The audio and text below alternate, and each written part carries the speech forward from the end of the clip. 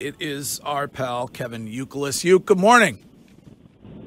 Good morning, bud. You're probably up. Are you up this early every morning?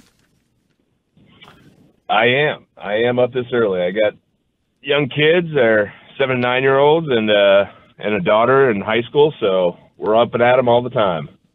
All right. Well, it's like your brother-in-law. He's got the kids, and he's trying to work-life balance. Yep. Manage the kids and manage the family. Yeah, the life of a father with kids. You're always up and always moving around and not a lot of sleep. So listen, joining the rotation, by the way, as an analyst on television on Sox games this season, how's that been? How's that been for you? It's been good. It's a learning curve, to say the least. There's a lot of moving parts when you're doing it. When you join the broadcast for an inning, it's a lot different where you can talk through it and get out of there. But when you have to get in that booth, you got producers in your ear. You're trying to talk at the right times, not talk too much. I think it's a nice little balance. Kevin, I always find it interesting when an athlete becomes a part of the media. Do you change how you view the media from your playing days now? Not at all. I'm not really the media because all I do is analyze baseball. But so you're working with them. I don't have to ask the question. True. Kind of. Yes, kind of. I joke around about that. Yeah, you become the media when you're a broadcaster and you're put in that. But, our job's just a little different. I sit back, I watch, I just analyze and talk about the things I know about the game that I watched, a lot of baseball along the way and got to see a lot of great players that I played against. I got a lot of good insight. So I've seen it in many different perspectives. So for my job, it's really just to explain what I know about the game, talk to some of the players of new and kind of how things that they go about in a different way and try to learn as much about how they do it and bring it to the fan base. Kevin, one of the things that I notice I from talking to a lot of former players, the hardest thing that they have is, being critical when they watch the game and maybe seeing guys do things and you're like, man, I can't believe, I find myself doing that every Sunday. How is this, guy, missing that play? How difficult is that going to be for you? Or is that something that you're going to be, real and genuine with, is like, when somebody does something and you're critical about them and they make a mistake, is that something that you're going to do, or you're going to try to, how do you handle that balance? Yeah, I think with the Red Sox, there's plenty of networks out there and plenty of radio shows that will let the players know they're going about it the wrong way. I think in the moment, what you can do is you can break it down and say how and why it happened. In baseball, there's a lot of moving parts with your feet work and getting into position, your throwing mechanics, and we've all been through it as players. Where you just get in the wrong position, you get off balance, you get back on your heels. In hitting, you're going through your slumps and what your mental side of it. So explaining those things is a lot easier than telling, a guy that he stinks right now, because guess what? Everyone knows he stinks when he's 0 for 20. You don't have to tell him he stinks.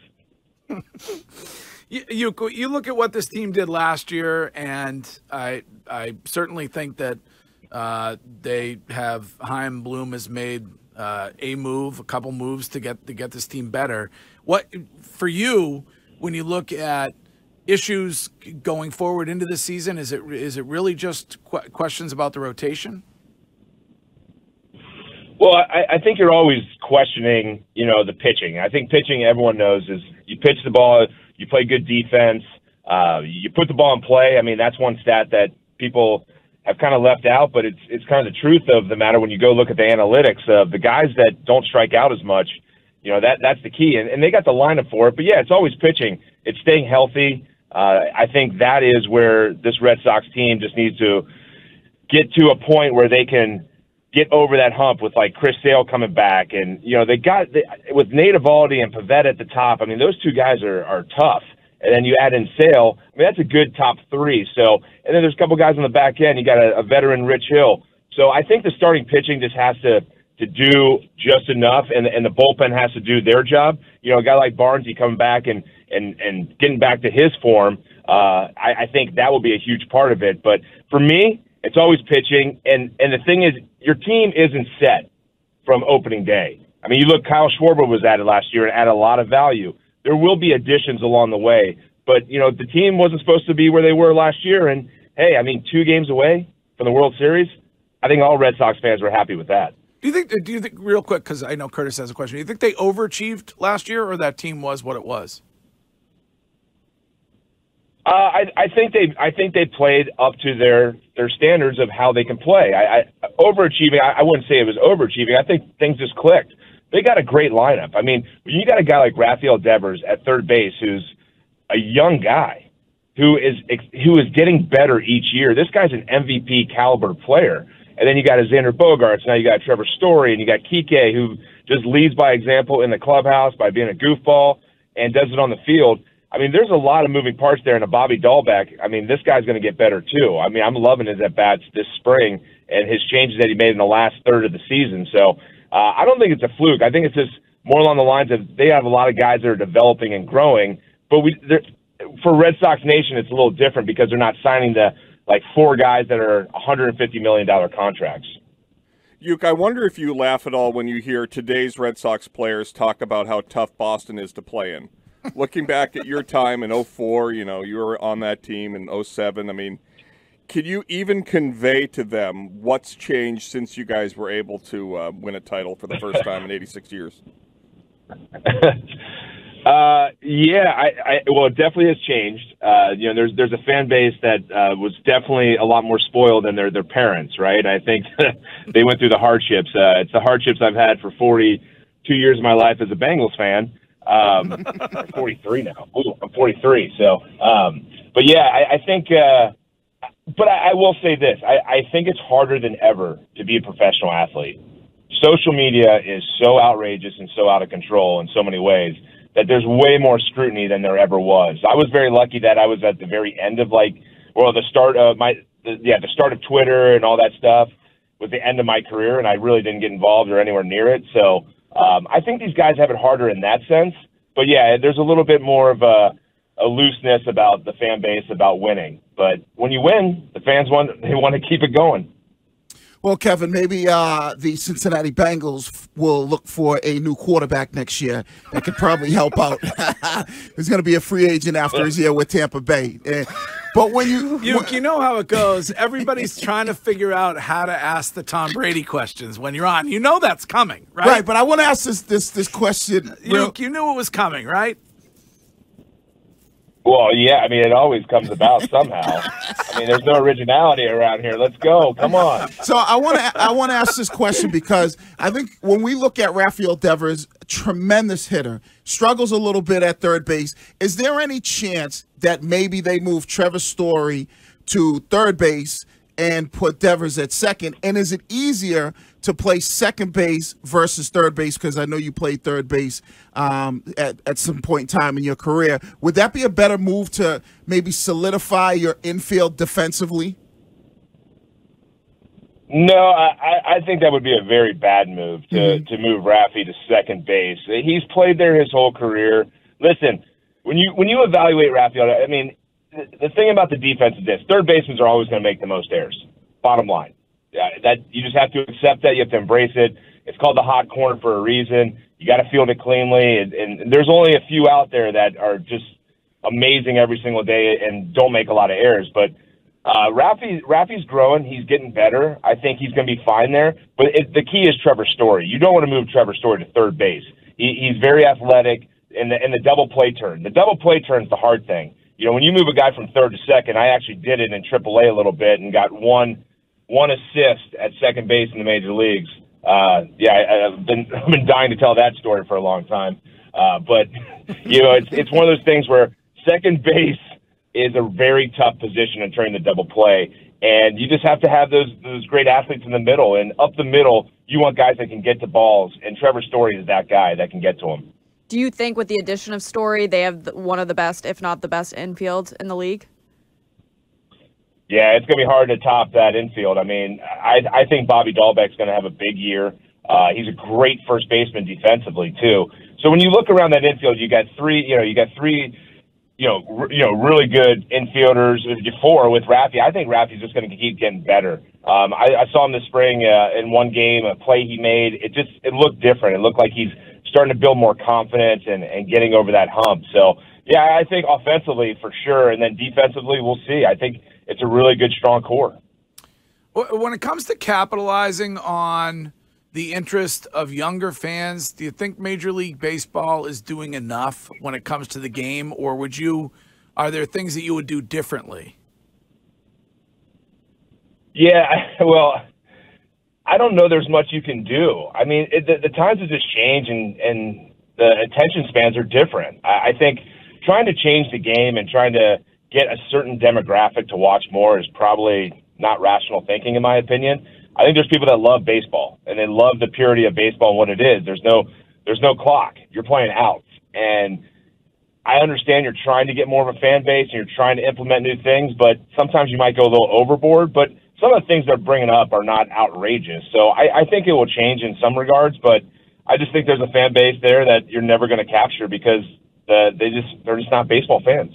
Well, how do you feel then, like, you need to talk about the clock, the pitch clock, some of the rules that they want to try to implement? Maybe it's the 7-inning doubleheaders, obviously the runner on second base and extra innings. How do you feel like some of those rules? You're still kind of keeping the game pure, but you're still like speeding it up for some of the, people that don't have the greatest attention span when it comes to watching baseball.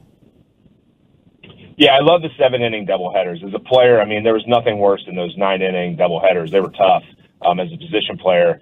In the minor leagues, we did it, and it was great.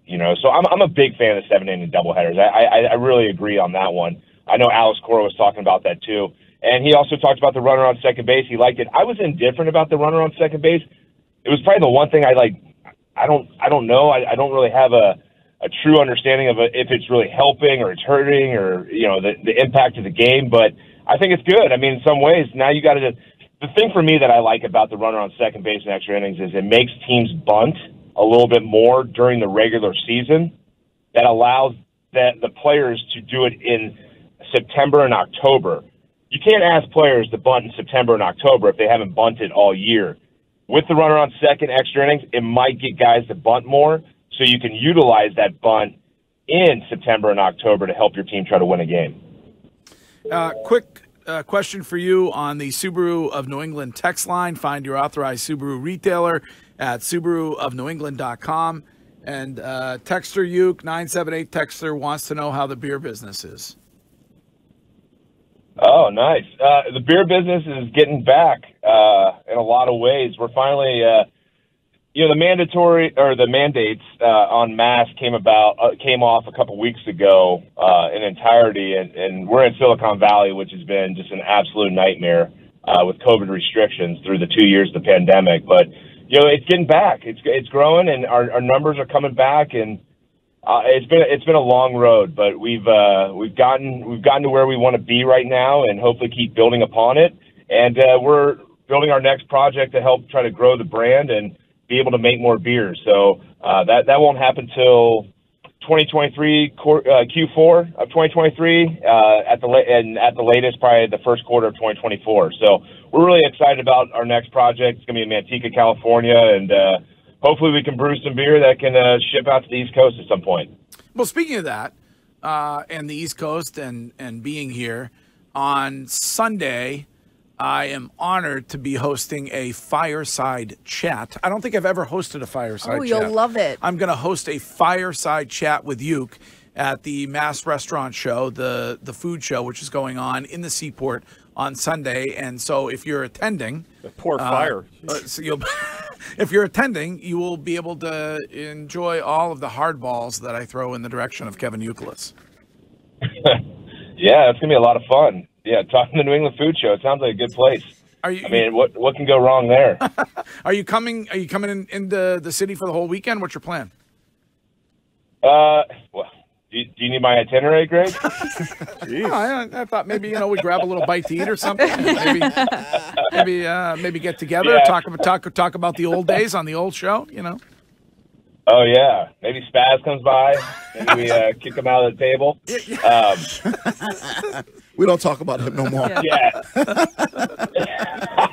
Yeah, so basically I'm flying in for the weekend, coming in to do the New England Food Show, talk about the things I know about the restaurant industry. I think they ran out of all the Boston chefs to talk, so they invited me to try to talk. But, yeah, it's going to be fun coming in there. My brother who is coming too from the West Coast, so we're going to go out, have a good dinner that night, and then I have to fly right back. It's a quick trip for me, but I'll be back for the first series that I'm in the booth on the 19th of April. Awesome.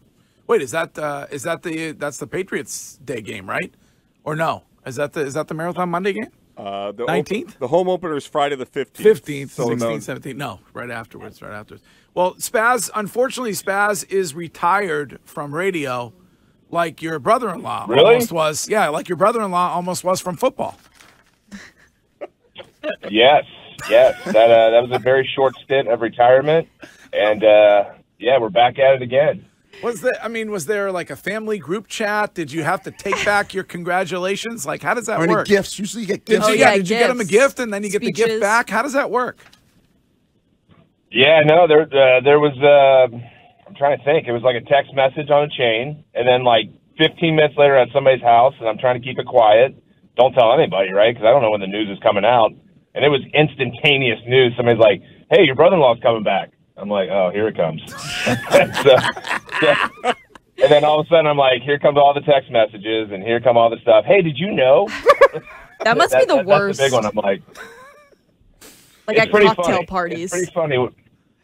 It's pretty funny what you get. The best is when people don't know and they start talking smack, and they don't know and they start saying something they shouldn't. I'm like, hey, and then my wife's around. I'm like, hey, like, listen, do not listen. I'm going to tell you something right now. You better not say anything because you're going to regret it. Yeah, loose lips sink ships. That's what they say. I should say, hey, listen, I've won a couple of championships in my career. Is it always got to be about my brother-in-law?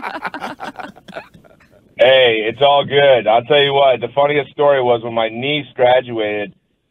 Wayne Gretzky's son graduated, and our niece graduated at Thousand Oaks at this high school. It was Wayne Gretzky, and then Tom Brady behind him, and then I was behind them, and no one cared anything that I was there, and it was great. It was so good. Well, you get the feeling from him when you talk to him that he would like the opportunity to play out there at some point?